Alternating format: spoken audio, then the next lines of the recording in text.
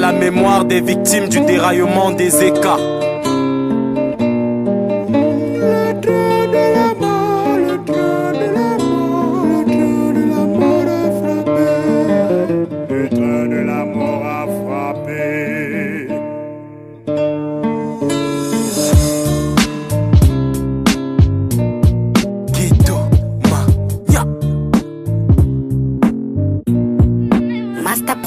L'encre coule sur ma feuille blanche, comme ses larmes sur les joues de cette rescapée, les mains sur ses hanches.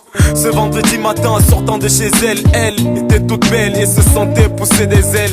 Lorsqu'on lui remet son ticket de train, elle se dirige dans le wagon 1321. Elle fait la connaissance de sa voisine Vanessa Ngafo, c'est le nom de cette petite gamine. Elles se sont mises à papoter, parler du pont effondré sur l'axe Lourdouala Yaoundé. À un moment donné, elle s'est rendue compte que c'est une star qui était assise à côté d'elle. Elle lui a demandé un autographe et aussi un selfie, car il n'y avait pas de photographe.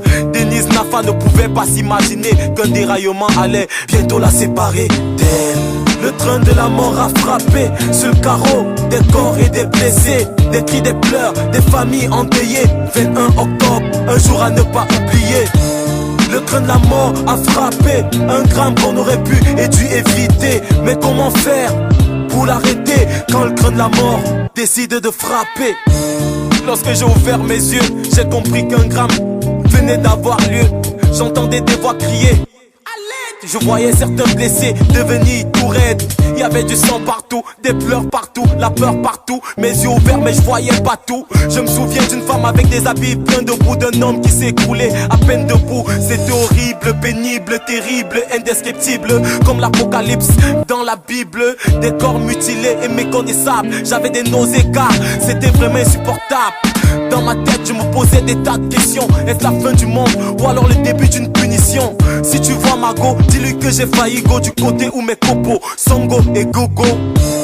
Le train de la mort a frappé sur le carreau, des corps et des blessés, des cris, des pleurs, des familles endeuillées. 21 octobre, un jour à ne pas oublier. Le train de la mort a frappé, un drame qu'on aurait pu et dû éviter. Mais comment faire pour l'arrêter quand le train de la mort décide de frapper? Entre douleur et cris de colère, les mots ne suffisent plus.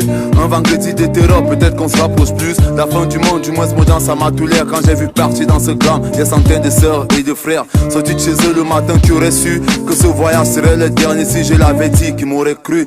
Mais qu'ont-ils fait de plus grave que nous, qui sommes toujours en vie? Est-ce à dire que nous sommes meilleurs que vous? Donc grande est ma douleur et grande est ma tristesse. Depuis petit est mon ego, car grave est le contexte. Pas facile d'oublier, on porte en nous ce chromatisme que même petits joueurs de national ne peuvent effacer.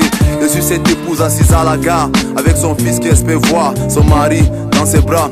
Je suis cette douleur qui te transperce le cœur, cette rage qui veut sortir, cette petite voix qui te dit vas-y pleure. Car le train de la mort a frappé sur le carreau, des corps et des blessés, des cris, des pleurs, des familles endeuillées. 21 octobre, un jour à ne pas oublier.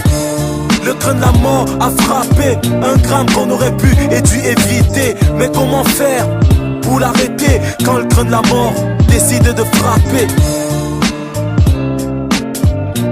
Toutes nos condoléances aux familles durement éprouvées. One love, Wish Greg Star.